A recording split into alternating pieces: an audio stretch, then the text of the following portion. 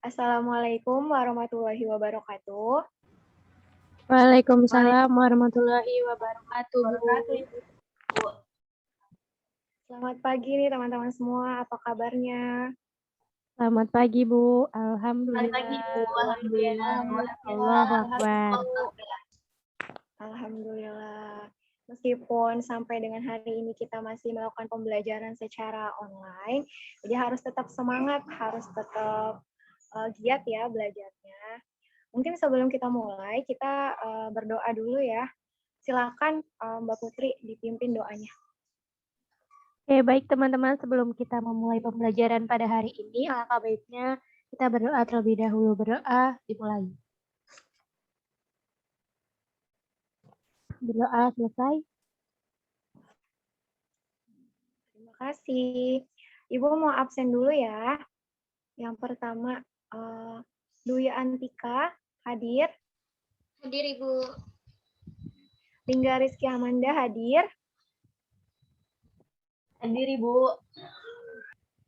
Ica Nurul Oktaviani hadir. Hadir, Ibu. Putri Indasari. Hadir, Ibu. Alhamdulillah semuanya hadir ya.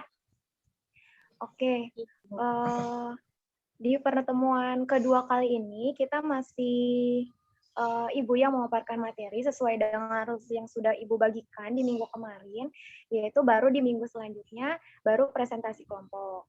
Nah, pada pertemuan kedua kali ini kita akan membahas materi mengenai indikator keberhasilan produksi massal. Oke, sebelum Ibu lanjut nih. Kira-kira biasanya kalau misalkan kita dengar kata massal itu umumnya biasanya apa nih? Biasanya nikahan massal, habis itu apa lagi? Ada yang tahu nggak? Sunatan massal. Ya, betul. Nah, ternyata dalam suatu proses menghasilkan suatu barang, ada juga, atau biasa disebut dengan proses produksi, ada juga dengan istilah produksi massal. Nah, oke, di sini juga ada kompetensi dasarnya, kemudian ada tujuan pembelajarannya juga, bisa kalian baca. Nah, masuk ke materi produksi massal. Produksi massal adalah suatu nama yang diberikan kepada sebuah metode atau memproduksi suatu barang dalam jumlah yang besar. Sebelum lanjut nih, Ibu mau tanya satu-satu. Kira-kira menurut kalian apa sebab-sebab dilakukannya suatu produksi massal? Mungkin bisa dimulai dari Putri mungkin. Kenapa? Atau sebab dari dilakukannya suatu produksi massal? Untuk memenuhi permintaan konsumen, Bu. Good. Lalu siapa lagi nih yang mau jawab? Ica, kira-kira apa? Menurut saya, dengan produksi massal itu agar menghasilkan produk atau barang yang jumlahnya banyak, Bu. Oke, boleh. Lalu, lain lagi, menurut Dwi apa? Menurut saya untuk menghemat biaya yang dikeluarkan untuk proses produksi, Bu. Betul. Lalu juga menurut Lingga, Ibu mau dengar apa? Karena lebih efisien dalam waktunya jika proses produksi dilakukan secara massal, Bu. Betul, jawabannya semua betul. Jadi, upaya dilakukan suatu produksi massal adalah agar menghasilkan suatu produk atau barang dengan meminimalkan biaya produksi, serta mengefisiensikan waktu yang digunakan selama proses produksi. Kegiatan produksi massal ini umumnya dilakukan oleh perusahaan-perusahaan yang sudah bergerak baik secara nasional, multinasional, maupun internasional, yang bauran pasar atau pangsa pasar mereka itu sudah jauh lebih luas. Nah, dengan upaya untuk dapat memenuhi segala permintaan konsumen, serta memberikan pelayanan yang terbaik untuk konsumen, maka dilakukanlah suatu produksi massal agar segala permintaan konsumen dapat terpenuhi.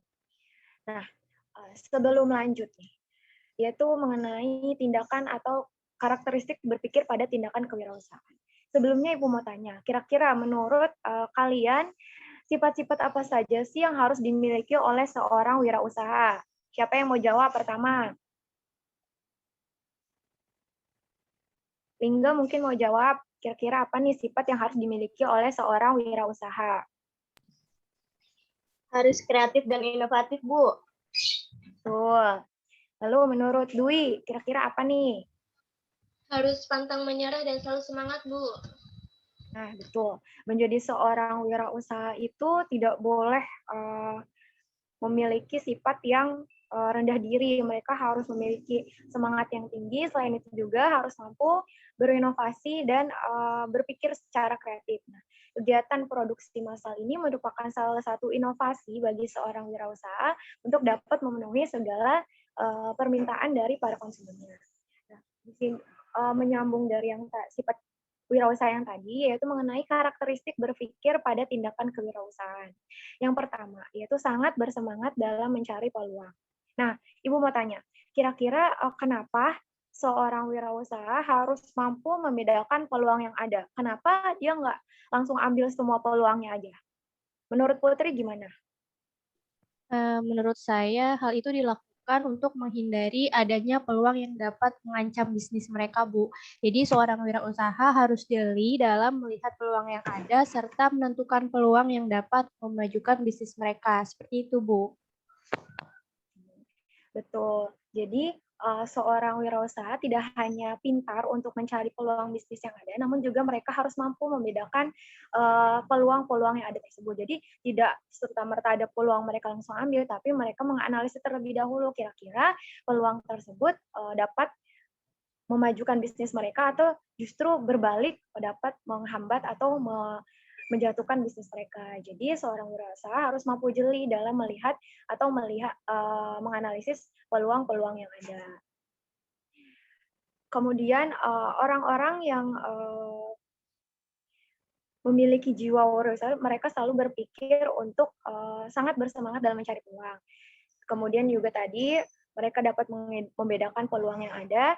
Kemudian yang ketiga yaitu fokus pada apa yang mereka laksanakan. Orang-orang dengan jiwa wirausaha itu sangat fokus terhadap apa yang mereka kerjakan. Mereka tidak terkecoh atau tidak terganggu dengan adanya hal-hal lain yang mungkin menurut mereka itu bukan suatu hal yang penting. Mereka fokus terhadap tujuan mereka fokus terhadap pengimplementasian ide mereka. Nah, selanjutnya juga ada mengikutsertakan energi setiap orang yang ada dalam jangkauan mereka. Orang-orang dengan jiwa wirausaha untuk umumnya juga memiliki jiwa sosial yang tinggi. Mereka senang berbaur dengan banyak orang, mereka senang melibatkan atau terlibat dengan banyak orang. Orang-orang dengan jiwa wirausaha ini selalu berpikir bahwa dengan banyaknya energi di sekitar mereka yang dapat menjalankan bisnis mereka akan memudahkan mereka untuk mengantarkan bisnis mereka pada ke arah yang lebih baik lagi, dapat memajukan bisnis mereka. Oleh karena itu, mereka amat sangat menghargai setiap energi-energi yang berada di sekeliling mereka. Mereka mampu memanfaatkan dan memaksimalkan setiap energi yang ada untuk kemajuan bisnis mereka. Selanjutnya yaitu ada ciri-ciri dari kegiatan produksi massal. Yang pertama, menggunakan sedikit tenaga manusia. Ibu mau tanya, menurut pendapat Ica, mengapa dalam kegiatan produksi massal hanya menggunakan sedikit dari tenaga manusia? Ya, Ibu. Menurut saya, hal ini tuh dilakukan agar sebagian besar kegiatan produksi ini dilakukan dengan menggunakan mesin, agar dapat menghasilkan produk dalam jumlah yang banyak dan waktu yang singkat, Bu. Betul. Jadi dalam proses produksi massal sendiri itu kegiatan produksinya sebagian besar hampir menggunakan mesin. Hal ini dilakukan agar proses produktivitas semakin tinggi serta mengurangi biaya produksi yang dikeluarkan. Jika menggunakan tenaga manusia dalam proses produksinya, mungkin akan jauh membutuhkan waktu yang lebih lama. Selain itu juga tenaga manusia itu ada batasnya, ada limitnya, akan merasa lelah. Nah, hal tersebut tentunya akan mengurangi jumlah proses produksi yang dihasilkan. Dengan proses produksi dengan menggunakan mesin, tentunya proses produksi yang dihasilkan akan jauh lebih banyak. Nah, tenaga manusia dalam proses produksi massal ini masih tetap digunakan, namun hanya bertugas sebagai pengawas atau orang yang melihat bagaimana proses produksi masih pada tahap yang sesuai dengan urutan yang telah ditentukan. Kemudian yang kedua yaitu proses penggunaan urutan yang terstruktur. Mengapa suatu kegiatan produksi massal dibuat secara urut di runtut atau dibuat alur sedemikian rupa? Hal ini dilakukan agar proses produksi dapat berjalan sesuai dengan kapan, sehingga mulai dari tahap pencampuran produk sampai dengan nanti tahap packing semuanya sudah diatur, sehingga hal ini dilakukan untuk menjaga proses kualitas produk sehingga menghasilkan kualitas produk yang sesuai dengan yang diharapkan. Ketiga yaitu dominasi penggunaan teknologi. Salah satu cirinya selanjutnya yaitu produksi massal lebih banyak didominasi dengan penggunaan teknologi yang modern. Seperti yang sudah saya bilang tadi, yaitu penggunaan mesin menjadi dominasi dalam proses produksi massal. Proses kegiatan produksi massal memang lebih banyak melibatkan penggunaan mesin dibandingkan dengan menggunakan tenaga manusia. Seperti yang sudah dijelaskan tadi juga, bahwa kegiatan produksi massal diupayakan untuk menghasilkan suatu produk dengan jumlah yang banyak, namun juga dalam relatif waktu yang singkat. Selanjutnya, yaitu terdapat beberapa kriteria atau indikator suatu produksi massal dikatakan berhasil. Yang pertama yaitu produktivitas. Suatu kegiatan produksi massal dikatakan berhasil apabila produktivitas yang dihasilkan dapat meningkat, serta keefektifan perusahaan dalam memanfaatkan sumber daya yang ada, sehingga dapat menghasilkan suatu produk yang dihasilkan dengan kualitas yang baik. Kemudian yang kedua yaitu terjaganya kualitas produk. Meskipun kegiatan produksi dilakukan secara besar-besaran dengan memanfaatkan tenaga mesin, hal ini juga harus tetap diperhatikan oleh seorang wirausaha, di mana dalam proses produksinya harus tetap mengutamakan kualitas produk dihasilkan. Meskipun menghasilkan produk dalam jumlah yang banyak secara dalam waktu yang bersamaan, produk atau kualitas yang dihasilkan juga harus dalam kualitas yang baik atau kualitas yang sesuai dengan apa yang diharapkan. Kemudian juga yaitu kepuasan konsumen. Suatu produksi massal dikatakan berhasil apabila kepuasan konsumen dapat terpenuhi. Hal ini berkaitan dengan yang pertama yaitu dapat memenuhi segala permintaan konsumen, di mana produk dapat memenuhi segala ketersediaan yang ada di pasaran. Kemudian juga memudahkan konsumen dalam mendapatkan produk. Hal ini berkaitan dengan bagaimana perusahaan mampu memasarkan produk pada tempat-tempat yang dapat atau mudah dijangkau oleh konsumen, tidak memandang wilayah maupun kastanya, namun juga perusahaan harus mampu memasarkan produk pada setiap elemen. Kemudian juga berkaitan dengan pelayanan yang diberikan kepada konsumen. Pelayanan ini juga bisa dapat berkaitan dengan kualitas produk yang dihasilkan, kemudian juga bagaimana perusahaan dapat memberikan pelayanan yang baik kepada konsumen.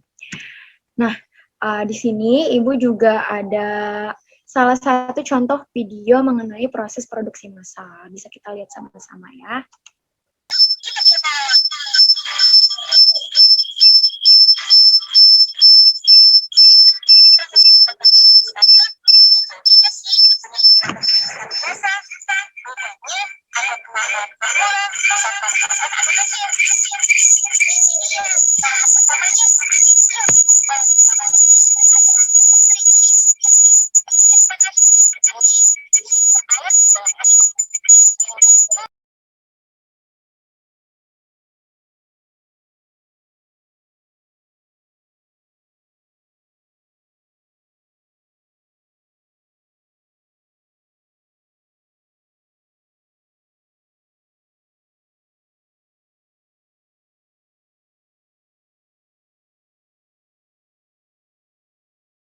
Pada video yang sudah ditampilkan tadi, kalian bisa lihat bagaimana proses produksi massal pada salah satu produk mie instan atau mie instan cup, yaitu pop mie. Di mana tadi kalian lihat dari pencampuran bahan sampai dengan kemudian pengolahan mie, kemudian juga sampai akhir packing, seluruhnya didominasi dengan penggunaan mesin. Nah, berkaitan dengan video yang tadi, kita masuk ke part selanjutnya, yaitu tugas. Nah, jadi pada minggu depan, seperti sesuai dengan arus yang sudah saya berikan pada minggu yang lalu, yaitu pada minggu depan atau pertemuan ketiga, yaitu presentasi kelompok. Jadi presentasi presentasi kelompok minggu depan itu, setiap kelompok bertugas untuk mencari satu video mengenai proses produksi massal, yang kemudian dilakukan analisis mengenai indikator keberhasilan proses produksi massal. Nah, tadi kan sudah saya jelaskan mengenai ciri-cirinya, kemudian indikator apa saja yang dapat menjelaskan bahwa proses produksi massal dikatakan berhasil. Nah, kemudian dibuat dalam bentuk PowerPoint, kemudian dipresentasikan pada minggu depan oleh setiap kelompok. Jadi semua kelompok harus mengumpulkannya 1 hari sebelum kelas dimulai ya. Nah, mungkin itu saja kegiatan pembelajaran kita hari ini. Kesimpulan dari kegiatan hari ini yaitu produksi massal adalah proses produksi yang dilakukan dengan menghasilkan suatu produk dalam jumlah besar, kemudian dalam sebagai upaya untuk mengefisiensikan waktu yang dilakukan, serta dapat meminimalkan biaya produksi yang dikeluarkan. Nah, ada sedikit kata-kata motivasi dari saya, yaitu mengenai dream. Ada motivasi, yaitu saya bacakan ya, yaitu dream big, dream very big, work very hard, and after you done all you can do, you stand, wait, and fall surrender. Yaitu jika kalian bermimpi, maka bermimpilah yang besar. Jika kalian bekerja, maka bekerjalah yang keras. Dan setelah kalian melakukan itu semua, kalian hanya perlu menunggu, serta berjalan dan berserah terhadap apa yang telah kalian lakukan. Karena apapun yang dilakukan dengan maksimal, apapun yang dilakukan dengan bekerja keras, kemudian berserah kepada Tuhan, maka tidak akan ada hasil yang mengecewakan. Begitupun juga menjadi seorang wirausaha. Seorang wirausaha itu bermulai dari seorang mimpi yang kecil, kemudian menjadi mimpi yang besar.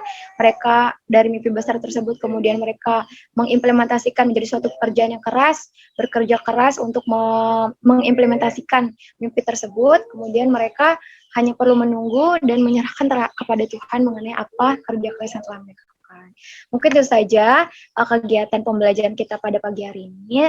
Kurang lebihnya mohon maaf. Wassalamualaikum warahmatullahi wabarakatuh. Waalaikumsalam warahmatullahi wabarakatuh. Terima kasih, Bu.